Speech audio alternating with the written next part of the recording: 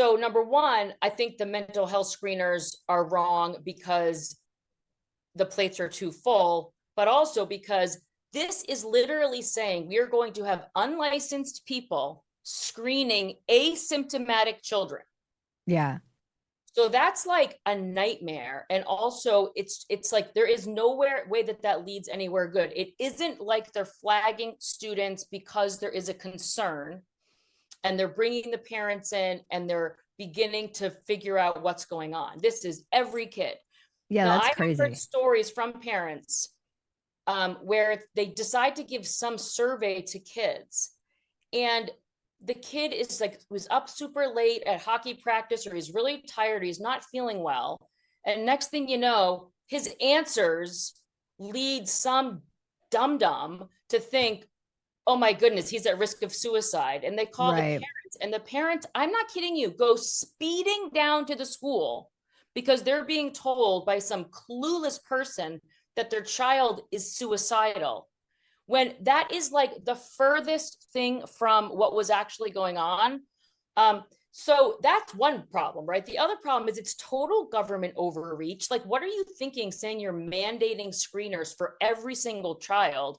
And also in the third grade. And then the last thing I would say is like, this is a program that should be opt-in. If they're going to do it, Right. they should not. This should be the kind of thing that if you as a family, you want these screeners given to your children that ask your kids questions that are often highly invasive and highly intrusive and sometimes scary because they ask questions about suicide to young kids, I would say, but so yes, can parents opt out of these? They can by law, but nobody is going to go out of their way to make sure that every parent knows that they can opt out or to facilitate that opt out process.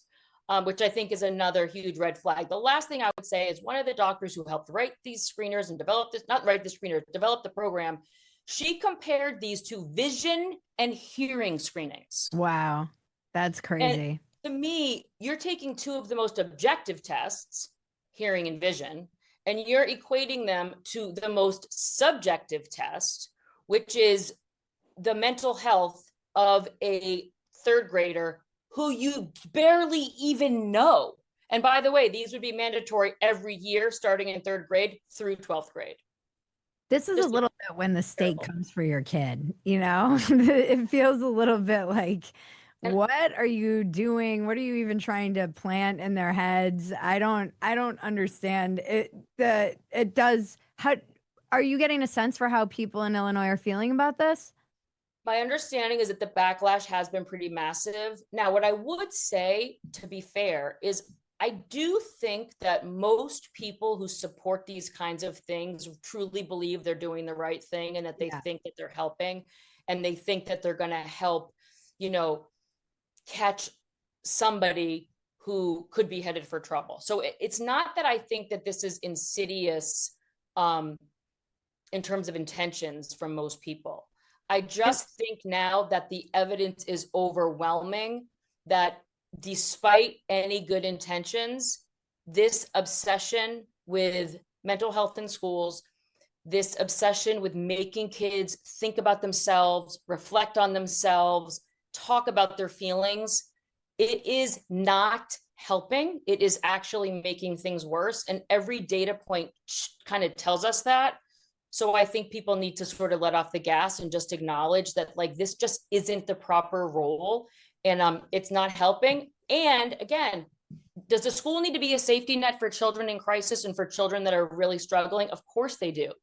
But that does not mean that it's okay to make it the default for all kids. Yeah, I mean, I agree that it's not insidious, perhaps by the people who are going along with it. I do think people who push it, there is a little bit more of a ulterior motive. You know, there Well, does feel like a little bit more government coming between a parent and the kid.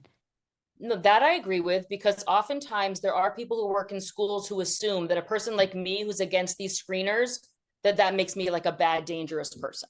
So Right. if they see themselves as sort of saving their students from these evil, dangerous, harmful parents who aren't on board with gender ideology or aren't on board with these screeners, So Right. there's that. The other thing that I do think it can make you feel like a conspiracy theorist, but I think it's fair to ask questions, is when you see these programs emanating from people and influencers who have ties to, whether it's like big pharma or whether it's like something where you're thinking to yourself, I hate to think this, but like, is there a reason why they want to get all these kids into this pipeline? Is there Mm, something in it for them? I don't tend to think that way. And I'm not even sure that I would say that I think that's at play with these mental health screeners in Illinois, but I do think it's a fair question based on what we've seen with the youth gender medicine scandal, and now yeah. with what we see with this new trend to sort of decide, in the name of, they even said, in the name of inclusion and belonging, we're going to screen every single person's child Yeah. for some sort of like mental health disorder. Every No. time I hear like diversity, equity, inclusion, I'm like, red flag. Which is a shame, because there was a time, and you probably remember, I certainly do because I'm older, where like the words just didn't really mean what they mean now. Right. I No, they mean, meant back what they meant. when equity was first introduced to me, it was, not every kid needs the same thing, so you have to give them what they need. So it meant the accelerated reader is going to get much harder texts, and the struggling reader is going to get remediation, intervention, and obviously texts that are more accessible to them. That was equity. It just meant we can't all do the same exact thing. It was like, I can't do the same math problems as all the really smart kids in my class. Yeah, it Equity didn't mean was math is Give racist. Erica the easier math problems. Right. That's not what it has. It has turned into this terrible equal outcome, lowering of standards, Yeah, math is catastrophe, racist. catastrophe. And when you worked in schools a long time ago, as I did, and then you see them now, it'll break your heart, because they become schools that you knew really well and that you thought served kids really well become unrecognizable when this ideology and these practices sort of steamroll their way in. Yeah, and it gets to like get rid of the gifted programs.